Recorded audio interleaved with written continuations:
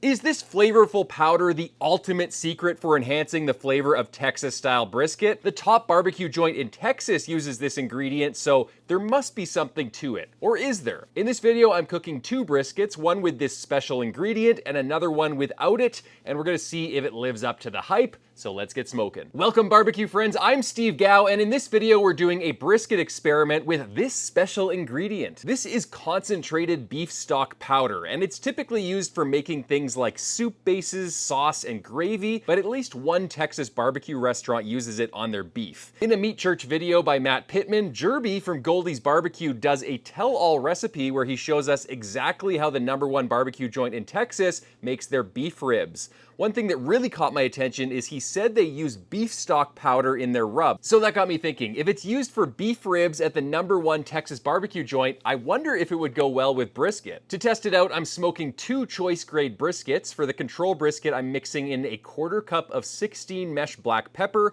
and a 1/4 cup of Lowry's seasoned salt. Recently, I've been adding a tiny bit of oil to my shaker bottle to help the spices hold together more evenly. It seems to be working for me so far, as long as it's just a tiny bit of oil. I'm also adding 3 additional tablespoons of Lowry's so that the control and experimental briskets both have an equal amount of salt. Now I'm applying the rub to the brisket and moving on to the experimental brisket. For this brisket, I'm using Knorr Instant Stock Mix. It has a concentrated beef extract ingredient in it, but there's also a lot of other flavor enhancers like citric acid, which gives it a bit of an acidic tang, onion powder for savoriness, it's got some MSG and disodium inosinate and guanylate for that umami flavor, and it's got a ton of salt in it. That's why I added the extra 3 tablespoons of salt to the control brisket. I don't want to get to the end of this experiment and the beef-based brisket tastes better, but the only reason for that is that there's more salt in it. So I want to even out the salt, and that's going to help control the variables in this experiment. I'm now mixing a 1/4 cup of the stock powder with a 1/4 cup of pepper and a 1/4 cup of Lowry's seasoned salt. I'm applying it to the brisket, and I'm letting both briskets sweat out on the counter for a while I move over to my offset smoker. But before we get to that, I want to thank Chef's Temp for sponsoring this video. I've been using the Chef's Temp Final Touch X10 for over a year now, and it's really proven itself to be super reliable, durable, and accurate for my everyday barbecuing. In addition to its ultra-fast and accurate temperature reading, it also has a fully rotatable probe design and backlit display, so I can see exactly what the temperature is,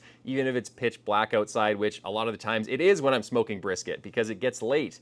It has a magnet on the back so I can stick it to the smoker or just the fridge when I'm not using it, and it has a really cool hold feature that allows me to reach way back in the smoker where I can't see anything, take a temperature read of the meat in the back of the smoker, hit the hold button, and then I can pull it out and clearly see what the temperature is. It kind of locks in that temperature. An IP67 waterproof rating means I can easily wash it off by submerging it in soapy water, which is important to me because my thermometers are always covered in grease and sauce at the end of the day.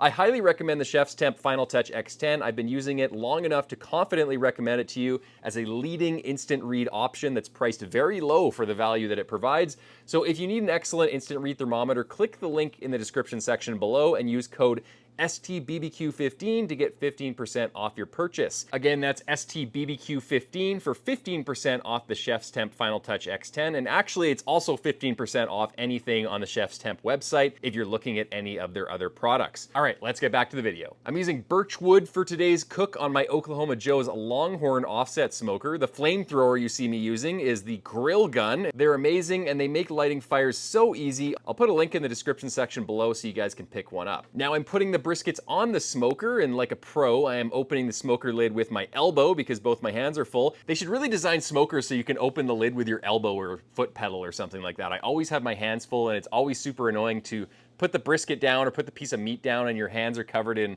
brisket juices and then you have to touch the handle. So smoker manufacturers, take note, you should design something so that you can open lids hands-free. Anyway, I digress. The Longhorn can fit 2 briskets side by side, so it's perfect for this experiment. Both briskets will be subject to the same temperature fluctuations, humidity, and cooking variables. So this is another way I'm trying to control the experimental variables. After roughly 7 hours at 250 degrees, I'm probing both of the briskets with my Chef's Temp Final Touch X10, and they're reading around 165 to 175 internal. Most importantly, the bark is nice and dark, and the briskets have lost quite a bit of moisture, so now I'm foil boating them them for the rest of the cook, and I'm bumping up smoker temperatures to 300 degrees to finish them more quickly and render the fat caps. Foil boating is currently my favorite thing to do after the briskets start climbing out of the stall because it kind of helps them cook more evenly, and I find the point and flat climb up in temp more in lockstep than when the briskets are just left totally unwrapped.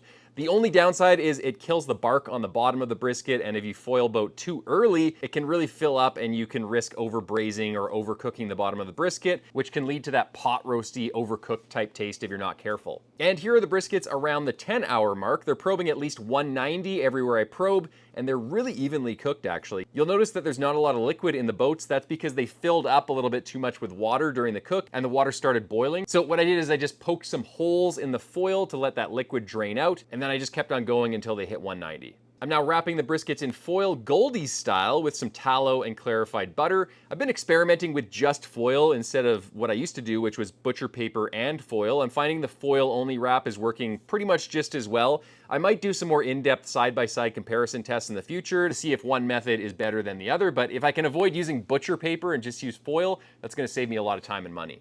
And now the briskets are going in my Winston CVAP holding oven and holding it at 150 degrees Fahrenheit for 18 hours until the taste test. All right guys, it is the next day and I have the control brisket here. I'm just gonna jump right in and slice into it right down the middle. It's nice and juicy, nice and tender. Swing.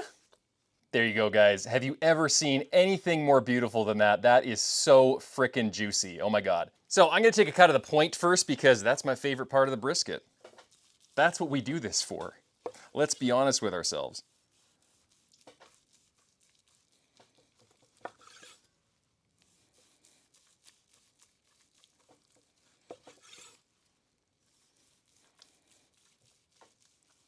I'll give you guys a close-up. Woo! That is looking delicious. Let's give it the old pull test here. Bloop. Yep, pulls apart really easily. Let's give her a taste. Try to get a really barky piece so I can get a lot of the flavor of the bark. You guys can see that that fat cap is actually really well rendered. That's what we like.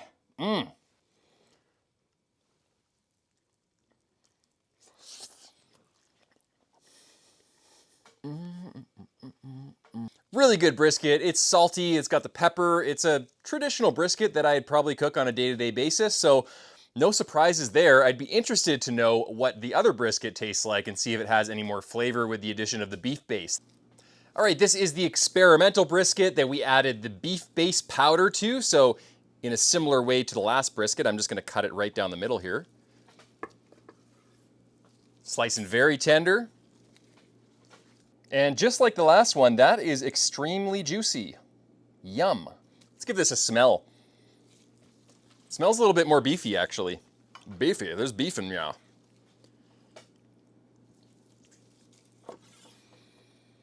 Nice looking burnt ends.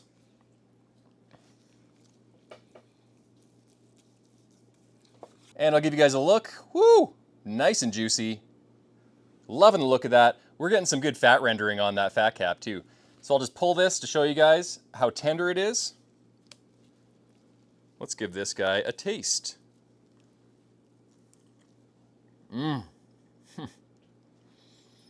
That was so good. Not only is the brisket perfectly cooked, but I'm getting a little bit of extra beef flavor from it. Let's taste a really barky piece of the burnt ends.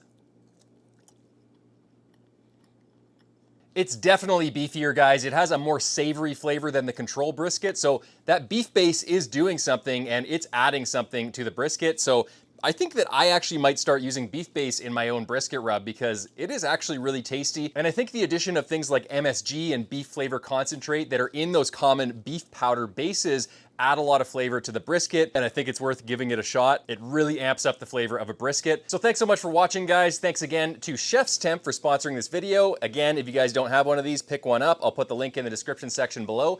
Thank you so much for watching, and happy smoking.